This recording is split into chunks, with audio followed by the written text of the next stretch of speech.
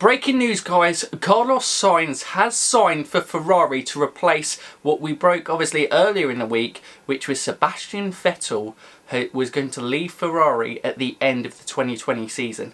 Now this is an absolutely huge move for Carlos Sainz. I'll be honest with you, I'm pretty shocked by it. Yes, there's the allure of Ferrari. Yes, you know, this is a big seat, and he believes this might be the only opportunity he gets to join one of the big three teams, although McLaren certainly looked like they were a team back up on the top, and historically a team that's always competed at the top. It's a massive career move for him. In terms of, I think this is one of the worst kept secrets in the motorsport world. It seemed as soon as Vettel was announced that he was leaving, Daniel Ricciardo, Sainz, Giovinazzi were in, but Sainz pretty much seemed to be the confirmed leader of this pack pretty early on, and it's almost been not a surprise that this news has come, but a matter of expectation waiting for this news to come. For me, it's a big bold move from Carlos, and he had a strong position at McLaren. He had a good working relationship with Lando Norris. He had a good working relationship with the McLaren team. He had his first, for me, breakthrough season with McLaren there. That would have been a fantastic place to build on and keep improving as a driver in his career.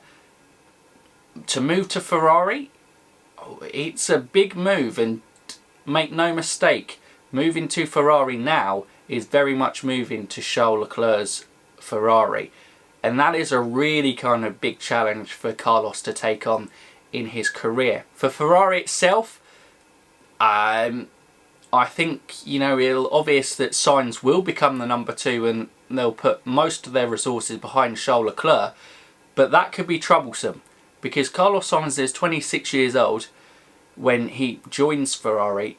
It's not going to be a move where he goes, right, that's okay, I'm coming in, I'm going to support Charles Leclerc, go Team Ferrari, that's it. No, he's going to want to kind of win races, and he's going to see this as an opportunity to win a championship for him as well. So they very much could have team friction within that relationship as well. And we already saw last year that there was friction between Charles Leclerc and Sebastian Vettel on track, but they got on very well off track. Sainz and Charles, they may get on well off track, but it's bringing in an unknown variable into the team, which always is a risky move. But I think this is, yeah, one of the fairly risky ones they could have done. I think if Giovinazzi had been racing in the 2020 season and this announcement of Vettel would be made, I think they would have gone from him if he showed the improvement that he showed at the back end of the 2019 season. But this is a big opportunity for Carlos Sainz, and it's going to be fascinating to see how this one plays out. And don't forget, he still has to have whatever we have in the 2020 season with McLaren. And, you know, with leaving McLaren, very much we saw it at the end of Daniel Ricciardo's Red Bull days, when obviously he announced his move to Renault. It became a very cold place for him.